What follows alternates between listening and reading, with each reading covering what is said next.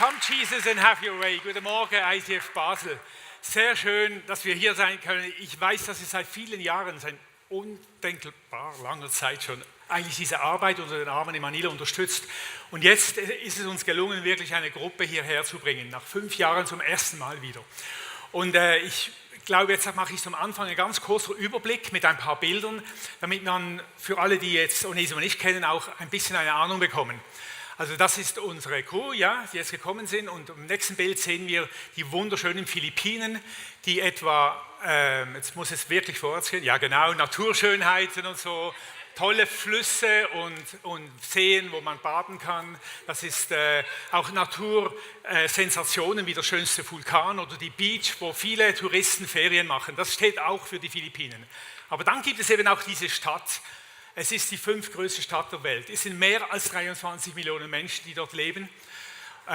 Und reich und arm ganz nahe beieinander. Wir sehen hier links ein Armenviertel, rechts nur durch eine Straße getrennt, eigentlich ein normales Wohnviertel. Die Welthungerhilfe sagt, dass 15% der Filipinos Hunger aus ihrem Alltag kennen. Hunger ist ja der Indikator für Armut.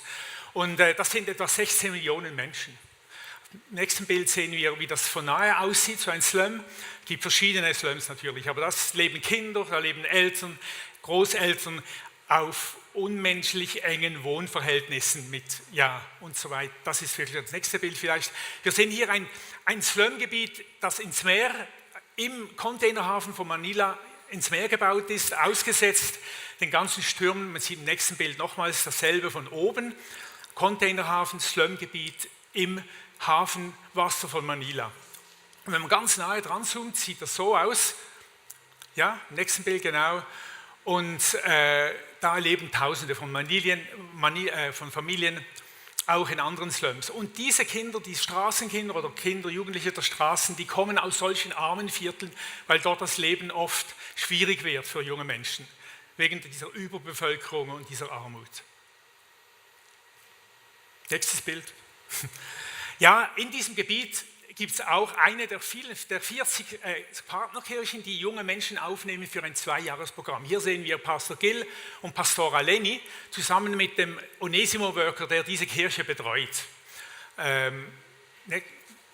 Weiter, genau, das sind diese 17 Städte, die zusammengewachsen sind, links, mit Cebu zusammen 50 Standorte.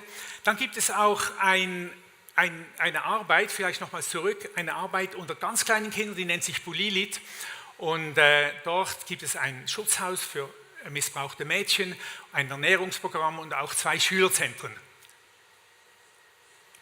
Und dann haben wir vor einem Jahr in Cebu, das ist die zweitgrößte Stadt mit 3 Millionen Einwohnern, haben wir begonnen, junge Menschen aufzunehmen, haben dort 4 Partnerkirchen. Ja, Obdach, Essen, Glaube, Bildung, Gerechtigkeit, Versöhnung, das sind so die großen Themen. Und my sin was great, but your love was greater. Das ist eigentlich die Grunderfahrung, die Kernerfahrung, dass da ein Gott ist, der Liebe ist, die uns mit unserer Schuld, mit unserer Sünde fertig wird. Ja. Und ich glaube, diesen Erlöser, diesen Gott, der uns Heilung schenkt, brauchen wir mindestens so wie die Filipinos. Wir müssen auch Erlösung und Befreiung erleben von unserer Gier, nach unserem hohen Lebensstandard und nach unserem Überfluss, damit wir teilen lernen, damit die Welt wirklich eine andere Welt werden kann. Das sind so alle vollzeitlichen Mitarbeiter, etwa 60 von Bulilit und von Onesimo, und wir haben über 100 freiwillige Mitarbeiter. Genau. Und ja, es geht nicht alleine, wir brauchen euch wirklich als unsere Geschwister auf diesem Weg. Ja. Ja.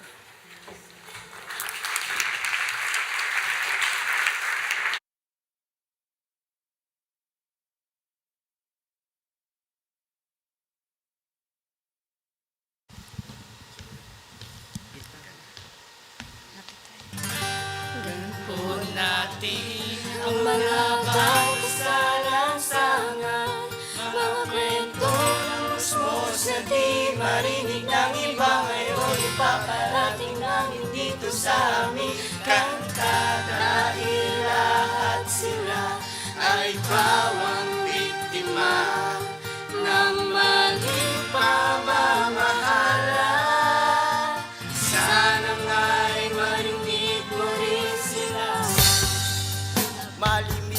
nagpapaanak kahit natirik ang araw ay hindi iniinda. Makaraos at matigilang ang pagkalam ng tiyan. Isang piraso ng tinapay aming pinaghahatian. Ako si Joselito, isang batang basurero na nangarap palang araw ay maging isang piloto. Ngunit ako'y bigo dahil hindi nakapag-aral. Ang pag-usad ng pangarap ay nanatiling mabagal. Di marunong magbasa, di marunong magsulat, di nakahawak ng labis at kahit isang aklat. Puro pangit ang mukha, ang katawan ay puro grasa. Meron bang pag-asa? Kanino ko aasa? Kanino dadantay pag ako'y umiiyak? Sino ang magpupunas ng luha kung pumapatak? Sinong dapat kong sisihin? Sinong may pananagutan? Ang daming katanungan na walang kasagutan. Pakinggan po natin ang mga bata sa lansangan, mga kwento ng musmos na di marinig ng iba. Ngayon ipaparating namin dito sa aming kanta, dahil lahat sila ay pawang biktima ng maling pamamahala. Sana nga'y marinig mo rin. Sa aking murang edad, marami nang pinagdaanan. Ako ay isang batang lumaki sa may lansangan. Ako'y walang pamilya at maagang naulila. Mukhang ang kapalaran ko'y maging isang ulila. Maduming mga kuko, maduming mga damit, maginhawang buhay tila sa'kin ay pinagkait. Sumasabit lang sa jeep at namamalimos. Nagagawa ang mga to dahil kami hihiga o sira lang sa isang linggo. Kung makapag-almusal, uupo sa isang tabi at tatawag ng dasal, Panginoon, tulungan niyo po ako, tulungan niyo kong lagpasan ng mga pagsubok na to. Pakinggan po natin Ang mga bata sa lansangan, mga kwento ng musmos na di marinig ng iba. Ngayon ipaparating namin dito sa aming kanta, dahil lahat sila ay pawang biktima ng maling pamamahala. wurde am Rande einer großen Müllkippe geboren. Armut und Überlebenskampf ließen einen Schulbesuch nicht zu. Seine Familie, 6 Personen, teilen 2 Zimmerchen, je 2,5 auf 2 Meter groß, in einem Slum eingepfercht, ohne Tageslicht. Als kleiner Junge schuftete er im Müll der Stadt. Seinen Vater hat er nie gekannt. Er ist der zweitälteste von 4 Kindern, die alle von einem anderen Vater stammen. Eine seiner Geschwister ist schon früh an einer Krankheit gestorben. Zwischen 8 und 16 lebte Marvin mehrheitlich unter freiem Himmel. Als Straßenkind schlug er sich mit Betteln durch. Er konsumierte Leim, Marihuana und Alkohol. Mit 16 gründete er seine eigene Jugendbande, hatte Partnerinnen und war verwickelt in Bandenkriege. Mit 19 entschloss er sich, ein neues Leben zu beginnen. Er schloss sich Onesimo an. Marvin ist heute 21 Jahre alt und hatte im Frühjahr ein 2-jähriges Reha-Programm abgeschlossen. Das wurde mit über 100 anderen an der Beach von Camp Rock gefeiert. In Onesimo lernte er zum ersten Mal lesen und schreiben, besuchte Berufskurse, versöhnte sich mit seiner Mutter und seinem Stiefvater und ist heute aktives Mitglied einer kleinen Kirchgemeinde im Tondo Slum. Erst vor ein paar Wochen brach dort ein Slumfeuer aus. Innerhalb weniger Stunden verloren über 1000 arme Familien ihr Zuhause. Auch Marvins Familie ist seither obdachlos.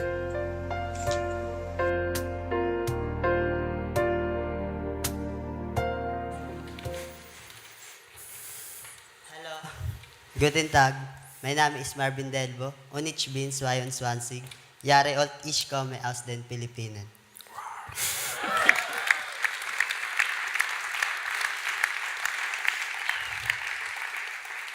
Hindi ka panipaniwala pero sa loob ng maikling panahon na hinahabol ko ang lahat ng aking pag-aaral. Ich kann es selbst fast nicht glauben, aber innerhalb von 2 Jahren habe ich eigentlich die ganze Schulbildung nachgeholt.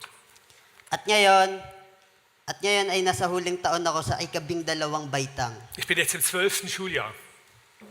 Bagamat noong bata pa ako, preschool lang po ang aking pong inabot. Obwohl ich als kleines Kind nur den Kindergarten besuchte.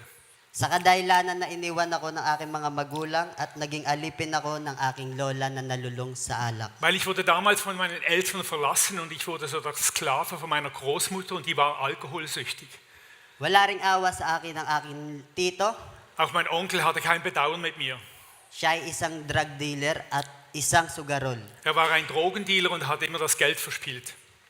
Bilang isang bata, umiikot ang aking buhay sa pakikinig at pagsunod at pagtatrabaho. So als kleines Kind bestand mein Leben aus Zuhören, Gehorchen und Schuften. Sa loob ng maraming taon, namuhay ako sa lansangan bilang isang pulubi at nagtitinda sa kalsada. Dann lebte ich viele Jahre auf der Straße als Bettler und als Straßenverkäufer. Nang magdi-17 na ako, ay naging gangster ako at nalulong sa masasamang bisyo. Mit 17 wurde ich ein Gangster und ich bin wirklich ertrunken in meinen Lastern. Naglibot ako sa mga lugar upang magasik ng gulo. Ich zog durch die Stadtviertel und habe Unruhe gestiftet. Madalas akong hinahabol ng mga pulis. Oft verfolgte mich die Polizei. Palagi akong mahanap ng droga at alak bilang solusyon sa aking mga problema. Immer wieder griff ich zu Drogen und Alkohol. Ich dachte, ich könne damit meine Probleme lösen.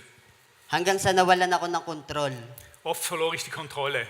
Oo, marami akong gang at maraming kaibigan. Ja, ich hatte meine Gang, ich hatte viele Freunde.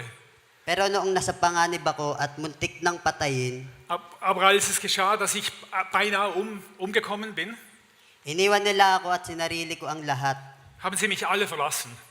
Akala ko ang grupo namin ay hindi nang iiwan ng miyembro. Ich dachte, meine Truppe, die sorgt für jeden Einzelnen. Pero nagkamali ako. Aber ich habe mich geirrt. 4 na taon nang makalipas nang imbitahan ako ng isang kaibigan na sumali sa isang Onesimo. Ja, es verstrichen so 4 weitere Jahre und da habe ich einen Freund eingeladen nach Onesimo. Sa simula, napakahirap para sa akin. Es war extrem schwierig zu Beginn. Pero naramdaman ko na may plano ang Diyos para sa aking buhay. Aber ich wusste, da ist irgendein Gott, der muss einen Plan haben mit meinem Leben. Kaya nagtiyaga ako. Deshalb hielt ich durch.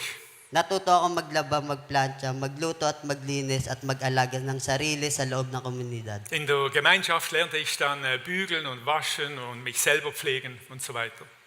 Nagsimula akong magdasal at natutong magkaroon ng takot sa Diyos. Und ich lernte auch zu beten und ich lernte Respekt zu haben zu Menschen und gegenüber Gott. Ngayon, ipinagmamalaki ko kung paano ako binago ako ng Diyos at ni Onesimo. Heute bin ich ein bisschen stolz auf mich, was Gott mit mir gemacht hat durch Onesimo.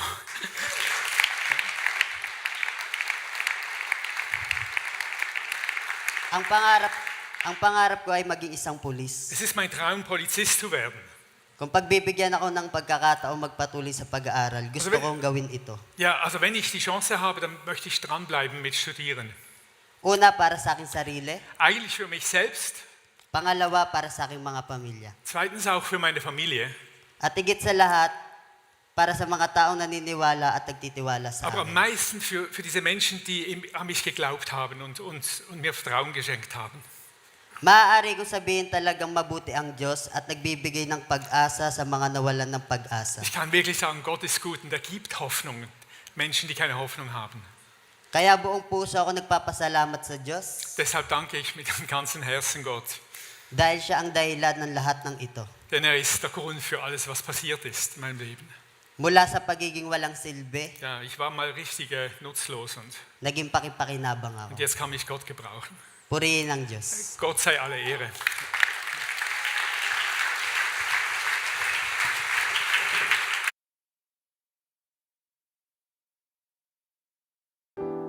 Evi ist heute 24 Jahre alt und hat eben ihre 2-jährige Reha mit Onesimo abgeschlossen. Als drittes von 8 Geschwistern wuchs sie in einer christlichen Familie auf, weit weg von Manila auf der Insel Negros. Überschattet wurde ihre Kindheit allerdings von Übergriffen und Missbrauch.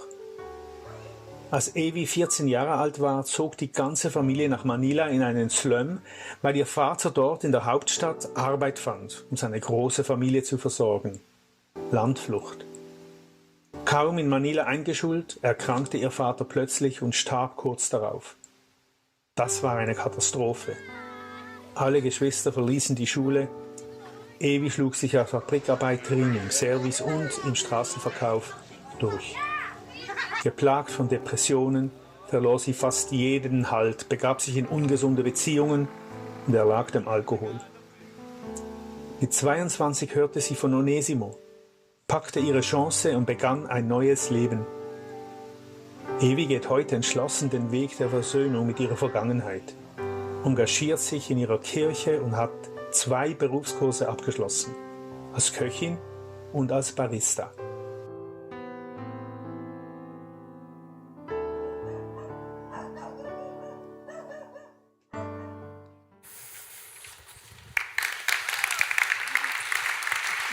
Guten Tag, ich bin Ivy und ich bin 25. Ich komme aus den Philippinen, aus Manila. Ich freue mich, euch alle zu sehen.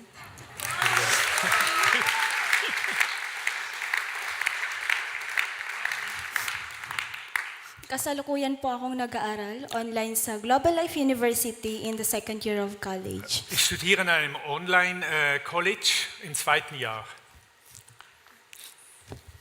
12 po kami sa aming tahanan. Wir sind 12 Leute bei mir zu Hause.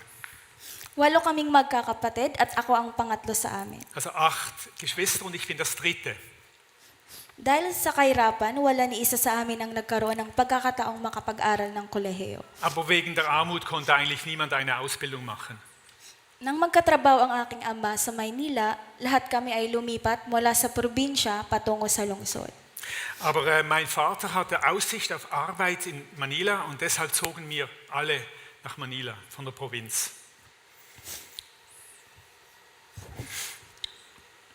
Ngunit nagkasakit ng maluba si Papa at inalagaan ko siya sa ospital hanggang sa tuluyan siyang pumanaw.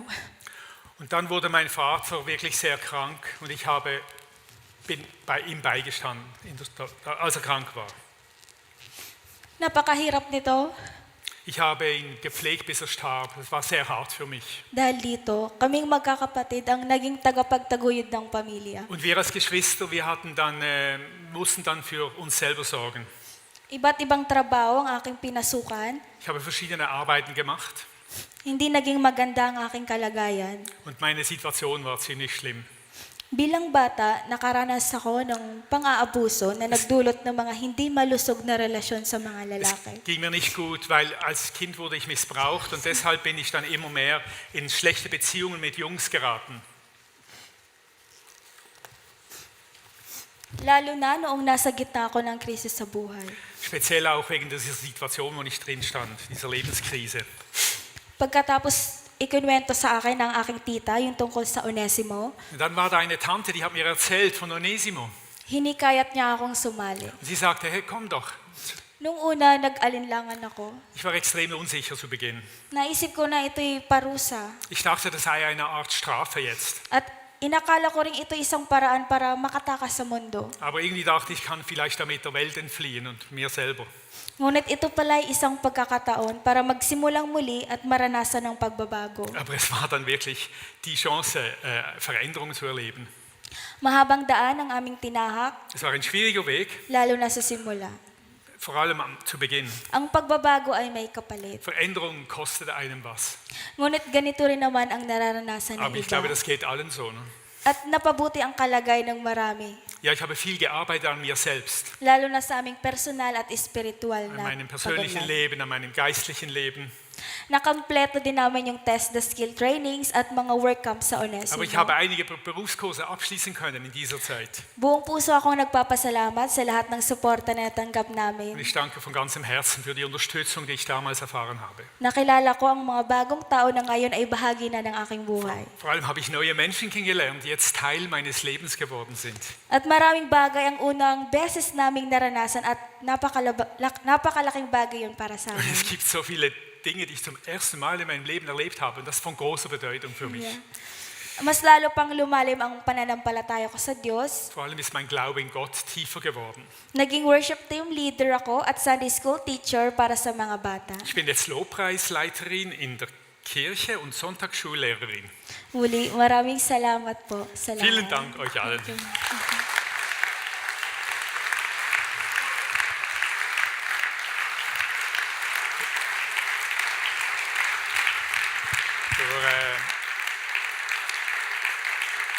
Wir sind am Schluss von unserem Teaser, also wenn einmal das ganze Programm will ich sehen, am 2. November in der Thomaskirche um 6 Uhr sind wir dann 1,5 Stunden und erzählen Geschichten.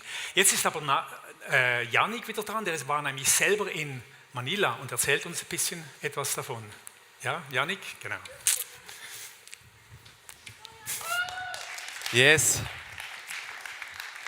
Hey, zuerst mal lasst uns dem ganzen Onesimo-Team einen riesen Applaus geben. Vielen, vielen Dank, seid ihr hier und teilt eure Geschichte mit uns.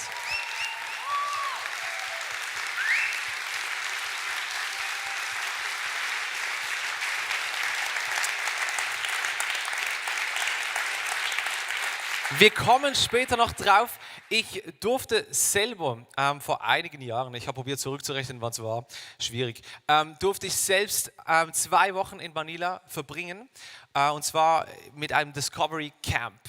Und ich weiß noch, da sind einige, ich habe ganz viele Erlebnisse von der Zeit mitgenommen, aber eins, was ich dir heute Morgen ein bisschen näher bringen möchte, ist eines, das mich wirklich bis heute immer wieder daran erinnert, was Manila für mich war. Wir waren im Payata Slum und da gibt es einen Berg. Ich habe euch ein Bild von diesem Berg mitgebracht. Das ist der Smoky Mountain, nennt man den. Und dieser Berg, der sieht eigentlich aus wie so, also Berg, ja, Schweiz, okay, Hügel. Und dieser Hügel, das sieht eigentlich ganz normal aus, oder? Was du vielleicht jetzt nicht erkennen kannst, ist der Müllberg von Manila. Da wurde der Abfall hingebracht. Und irgendwann wurde der zurückgelassen, hat man die Abfallstelle irgendwo anders hin verlegt. Und im wahrsten Sinne des Wortes ist da Gras drüber gewachsen. Das ist jetzt ein ganz normaler Hügel. Und im Schatten von diesem Hügel liegt der Slum, in dem ich eine Woche verbracht habe. Und an einem Tag habe ich meinen Gastbruder mal mitgenommen und habe mich da ein bisschen rumgeführt. Und dann sind wir auch zum Smoky Mountain gegangen. Und dann hat er mir ein Denkmal gezeigt. Und ich habe zuerst nicht verstanden, um was es ging. Da hat er ein bisschen übersetzt und mir gesagt, hier ist ein Denkmal für 31 Menschen, die hier bei einem Erdrutsch ums Leben gekommen sind. Und dann habe ich 1 und 1 zusammengerechnet und gemerkt, das war kein Erdrutsch, das war ein Müllrutsch. Und 31 Menschen haben an diesem Tag ihr Leben da verloren. Und das ist mir so nahe gegangen, weil das hört man immer wieder, dass es Naturunglücke gibt, dass Erdrutsche kommen, dass Steinschläge kommen, das hört man immer wieder. Aber ich habe noch nie von so einer Geschichte gehört, dass in einer Stadt ein Müllberg aufgebaut wird, der dann halt irgendwie vergessen wird, weil man vielleicht nicht das Geld hat, das anständig zu entsorgen, und dann sterben 31 Leute, weil da ein Müllberg steht. Und ich weiß noch ganz genau den Moment, als wir nach Hause geflogen sind, und ich im Flugzeug gewesen bin, ja, wir sind auch mit Emirates geflogen, okay, aber ich bin da auf die Flugzeugtoilette gegangen. Und Leute, das war die luxuriöseste Toilette, die ich seit langem gesehen habe. Und dieses Ausmaß der Armut, das mir begegnet ist, ich habe schon davon gewusst, ja, wir hören es ja immer wieder, aber das live zu erleben, das live zu riechen, du lebst neben dem Müllberg, das ist etwas komplett anderes. Das ist was ganz anderes. Was hat das heute mit dir zu tun? Armut, das ist etwas, das begegnet uns fern und nah. Manchmal im Großen, manchmal im Kleinen. Vielleicht hast du auch schon mal den Weg in dein Auto gemacht, weil du gemerkt hast, oh, es wird ein bisschen knapp mit dem Geld, dann gehe ich jetzt lieber vielleicht nach Deutschland in den Aldi oder so. Vielleicht hast du auch schon gemerkt, dieses Jahr Ferien liegt nicht drin. Vielleicht hast du es auch schon mal gespürt. Der Moment, wo es mal knapp geworden ist. Der Moment, wo mal nicht genug da war, dass du dein Leben so weiterleben konntest wie bisher. Vielleicht hast du das schon mal in deinem Umfeld gesehen. Vielleicht hast du schon mal einen guten Freund, eine gute Freundin gehabt, der du plötzlich helfen musstest, weil irgendwie das Geld ausgegangen ist. Das macht etwas mit unserem Leben, wenn wir sowas mal erleben. Und ich glaube, das mal live zu sehen, das kann ich jedem, dem hier drin sitzt, wirklich nur weitergeben. Das mal live zu erleben, wie das ist, wenn du dir nicht nur die Ferien leisten kannst, sondern wenn plötzlich gar nichts mehr hier ist. Weil das ist ein anderes Ausmaß. Und die nächste Viertelstunde, die wird vielleicht jetzt ein bisschen unangenehm für dich. Weil wenn du dich als Nachfolger von Jesus verstehst, dann hätte die letzte Zeit wirklich etwas mit deinem Herz machen müssen. Weil Gottes Herz bricht über genau diese Armut.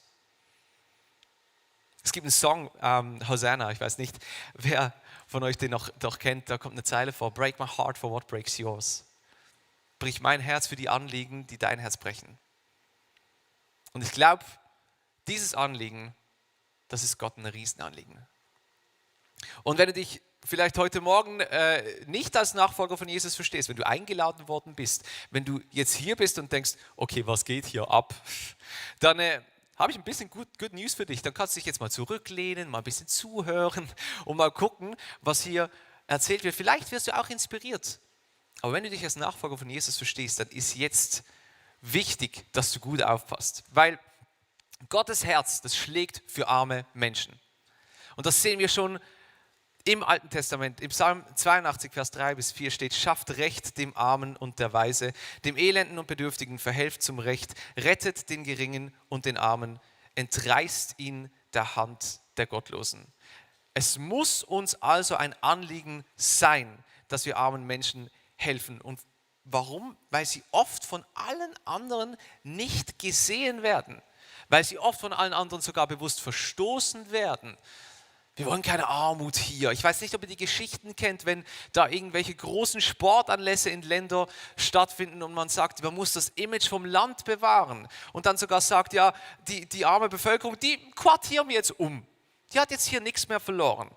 Weil wir wollen halt etwas anderes darstellen.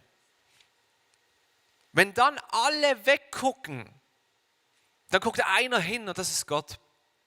Wenn alle anderen wegschauen und sagen, mit dem will ich nichts zu tun haben, sagt Gott, und genau mit dir will ich was zu tun haben. Und genauso wie Gott hinschaut, ist es unsere Aufgabe als Nachfolger von Jesus auch hinzuschauen. Das ist unsere Aufgabe. Wir sollen da lieben, wo keiner mehr liebt. Wir sollen da helfen, wo keiner mehr hilft. Wir sollen da aktiv werden, wo alle nur zuschauen. Und Jesus selbst zeigt uns, dass er genau für diesen Zweck eingesetzt worden war. Der Vers sollte euch langsam bekannt vorkommen. In Lukas 4, 18-19, da steht, der Geist des Herrn ist auf mir, weil er mich gesalbt hat, den Armen das Evangelium zu verkünden. Er hat mich gesandt, zu predigen den Gefangenen, dass sie frei sein sollen, und den Blinden, dass sie sehend werden. Und die Zerschlagenen zu entlassen in die Freiheit, zu verkündigen das Gnadenjahr des Herrn. Das Evangelium dem Armen verkünden, was bedeutet denn das? Heißt das jetzt, dass ich mich in einem armen Viertel auf die Straße stelle und das Evangelium predigen soll? Heißt es jetzt, dass ich zu den Armen gehen soll und ihnen sagen soll, ja, es kommt gut, Jesus ist da für dich? Ja, aber es heißt eben noch mehr als nur das. Weil manchmal sind wir dazu berufen, wirklich das Evangelium mit Worten zu verkünden. Ja, aber es geht noch einen Schritt weiter. In Matthäus 25, Verse 35-36 sagt Jesus, denn ich bin hungrig gewesen und ihr habt mir zu essen gegeben. Ich bin durstig gewesen und ihr habt mir zu trinken gegeben. Ich bin ein Fremder gewesen und ihr habt mich aufgenommen. Ich bin nackt gewesen und ihr habt mich gekleidet. Ich bin krank gewesen und ihr habt mich besucht. Ich bin im Gefängnis gewesen und ihr seid zu mir gekommen. Da kommt raus, dass es Gottes Anliegen ist, dass wir als seine Nachfolger uns aktiv dafür einsetzen, dass wir aktiv werden, dass es nicht einfach nur ein Zuschauen und ein Zupredigen wird, sondern dass wir unsere Ressourcen bündeln und dass wir sagen, wir geben was dafür. Es kostet uns etwas. Sei das mit deinen finanziellen Ressourcen oder wirklich vor Ort sein und den Armen Essen zu geben, wirklich die Gefangenen zu besuchen und das wirklich Hand von Hand zu tun. Wenn du Jesus nachfolgst, dann ist, dass du dich um die Armen und Schwachen kümmerst, dass du dich um die Waisen, um die Nackten, die Hungrigen, die Durstigen, die Gefangenen kümmerst. Wenn du Jesus nachfolgen willst, dann ist das nicht eine Option. Dann ist das nicht ein nice to have, sondern es ist ein Auftrag, der von Gott direkt an uns als seine Nachfolger kommt. Und ich glaube, das muss uns immer wie mehr bewusst werden. Weil komm, ich habe dir am Anfang diese Story von diesem Müllberg erzählt. Und was unterscheidet denn mich von jemandem, von diesen 31 Menschen, die da gestorben sind? Ich hatte das Vorrecht, dass ich hier geboren wurde. Es hätte genauso gut anders sein können. Ich hatte das Vorrecht, in einem Land geboren zu werden, wo 1- bis 2-mal die Woche die Müllabfuhr kommt und mir den Müll sogar noch vom Haus wegnimmt. Und jemand anderes ist in einem Land geboren, wo man vom Müll erschlagen werden kann. Der einzige Unterschied war unsere Geburt. Und ich glaube, dass wir das nicht leugnen können. Das ist die Realität von unserer Welt. Das ist Realität. Und ich glaube, wir sind in einer Realität, da existiert Leid, es existiert Tod, es ist hier. Das ist so. Aber es gibt Hoffnung. Es gibt Hoffnung. Und zwar nicht nur Hoffnung, die sich durch Worte zeigt, es gibt auch Hoffnung, die sich durch Taten zeigt. Schau, Jesus ist für dich und für mich gestorben für 2000 Jahre, um diese Hoffnung greifbar zu machen. Er ist gestorben, dass du eine neue Verbindung mit dem Vaterherz bekommen kannst. Dass du nahe an den Herzschlag von Gott heranwachsen kannst. Und wenn Gottes Herzschlag ist, dass wir den Armen und Bedürftigen helfen sollen und wir durch den Tod von Jesus näher ans Vaterherz herankommen, dann kannst du dir sicher sein, dein Herz wird verändert werden und dein Herz wird gebrochen werden für die Armen und Bedürftigen von unserer Gesellschaft. Und es fängt damit an, dass du diese Hoffnung von Jesus annimmst. Ein großer Aspekt vom Charakter Gottes ist sein Sinn nach Gerechtigkeit. Und ich weiß nicht, wie es dir geht, aber wenn ich diese Storys heute Morgen höre, dann ist es für mich ungerecht. Dann sind das für mich ungerechte Storys. Und ich glaube,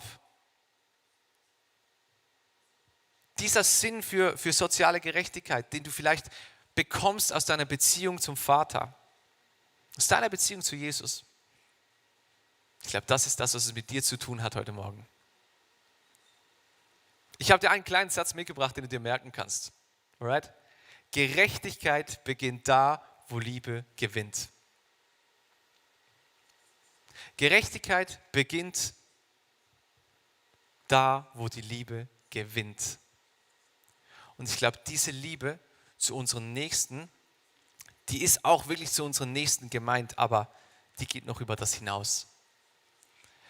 Erst da, wo wir mit unserem praktischen Einsatz für Menschen, die in Armut leben, handeln, da wird Gottes Liebe greifbar, spürbar, sichtbar. In diesem Moment, wo wir eintreten und sagen, wir tun etwas. Seine Liebe wird durch deine und durch meine Nachfolge sichtbar. Wenn das Herz von Jesus für Armut schlägt, dann schlägt mein Herz auch dafür. Und komm, das heißt jetzt nicht, dass ich euch alle dazu auffordere, in ein anderes Land zu gehen und da Aufbauarbeit zu leisten. Das ist nicht das, was ich euch heute Morgen sagen will. Vielleicht sind einige von euch hier und für die ist es so. Und dann Halleluja. Aber wenn du jetzt hier sitzt und denkst, oh Gott, ich kann jetzt nicht einfach auswandern und irgendwas anderes machen. Nein, komm, nicht jeder ist genau für das berufen. Gottes Reich ist vielfältig. Gottes Reich ist vielfältig und wo wir aber nicht dran vorbeikommen, ist die Liebe Gottes praktisch zu machen.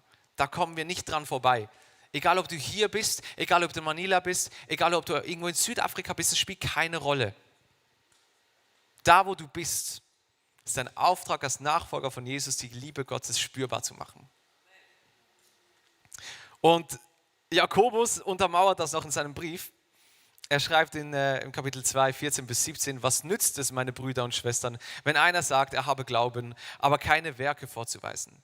Vermag der Glaube, ihn etwa zu retten? Wenn ein Bruder oder eine Schwester keine Kleider hat und der täglichen Nahrung entbehrt und jemand von euch sagt zu ihnen, geht hin in Frieden, wärmt und sättigt euch, ohne ihnen das Lebensnotwendige zu geben, was nützt das? So ist es auch mit dem Glauben. Für sich allein, wenn er keine Werke vorzuweisen hat, ist er tot. Das sind harsh words. Aber ich glaube, diesen Teil, den müssen wir neu lernen, dass unser Glaube eben dann lebendig ist, wenn Taten folgen. Und stell dir das mal vor, ich träume davon, wie könnte unsere Kirche aussehen, wenn jeder von uns sich das neu vor Augen malt. Was, wenn unsere Kirche ICF Basel plötzlich bekannt dafür wird, dass das die Kirche ist, die den Nöten der Gesellschaft begegnet und aktiv etwas dagegen unternimmt?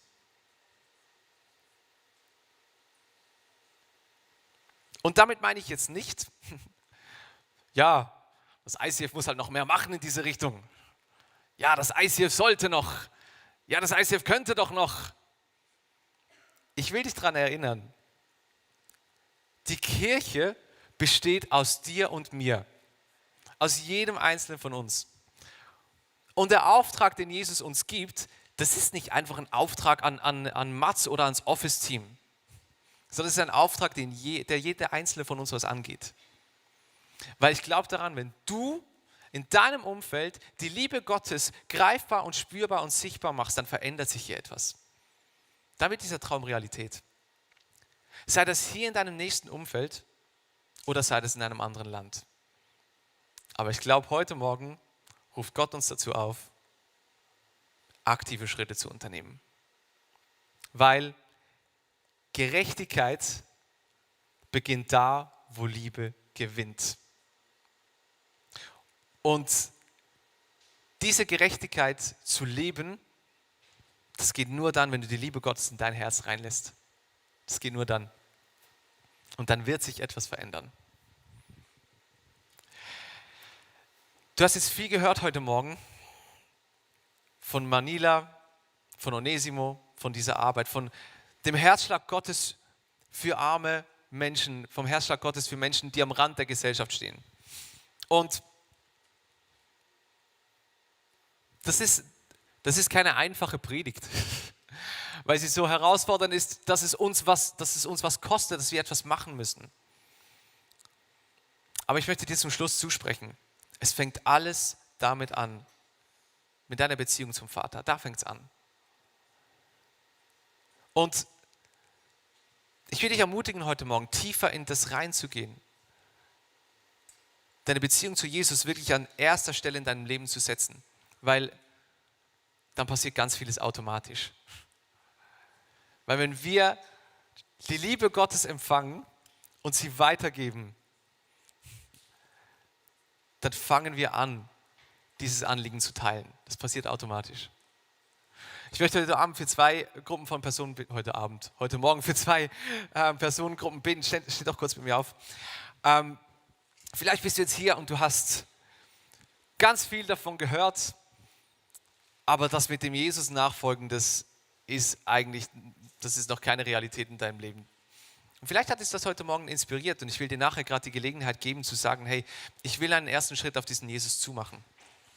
Und vielleicht bist du jetzt heute hier und du fühlst dich ein bisschen überfordert mit all den Geschichten, mit all den Stories, mit allem, was da auf dich zuprasselt und mit dem, dass Gott eigentlich möchte, dass wir etwas in dieser Welt anpacken. Und vielleicht brauchst du neue Kraft und neue Inspiration. Da möchte ich gerade für die zwei Personengruppen beten. Schließt doch gemeinsam mit mir eure Augen. Wenn du heute hier bist und sagst, diesem Jesus, diesem Gott,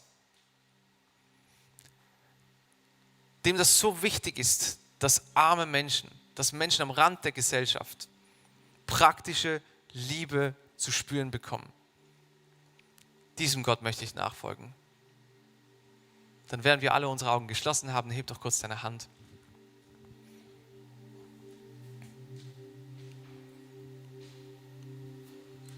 Ich möchte kurz für dich beten. Jesus, du siehst diese Hände, die oben sind. Du siehst dieses Herz, was so für Gerechtigkeit und für Liebe schlägt, dass es ansteckend ist.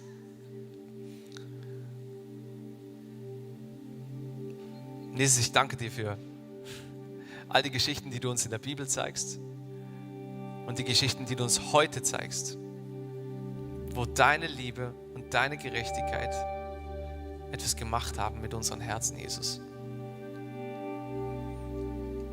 Und ich bitte dich, dass du heute Morgen mit deinem Geist uns einen neuen Blick gibst für genau das.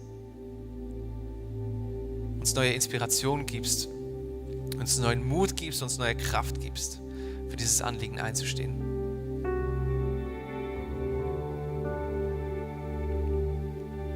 Jesus, ich danke dir, dass du hier bist,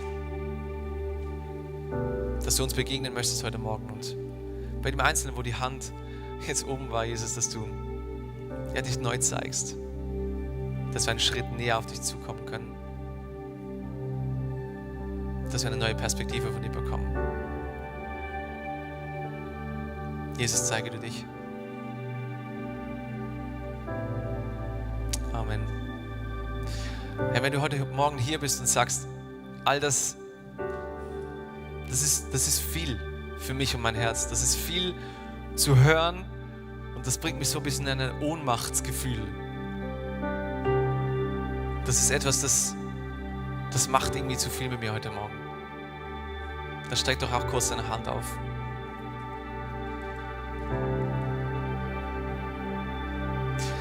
Und Jesus, du siehst diese Hände, die oben sind, wo manchmal diese Botschaften einfach ein bisschen zu viel sind. Und Jesus, ich möchte dich bitten, dass du mit deinem Frieden und mit deiner Ruhe in unsere Herzen reinkommst.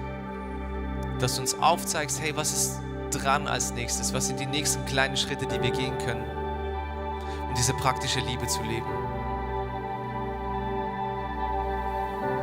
Jesus, du lädst uns nicht mehr auf, als wir tragen können. Und ich bitte dich, dass du dieses schwere Joch, das jetzt ein paar hier drin vielleicht spüren, dass du es wegnehmen kannst und uns dein Joch geben kannst.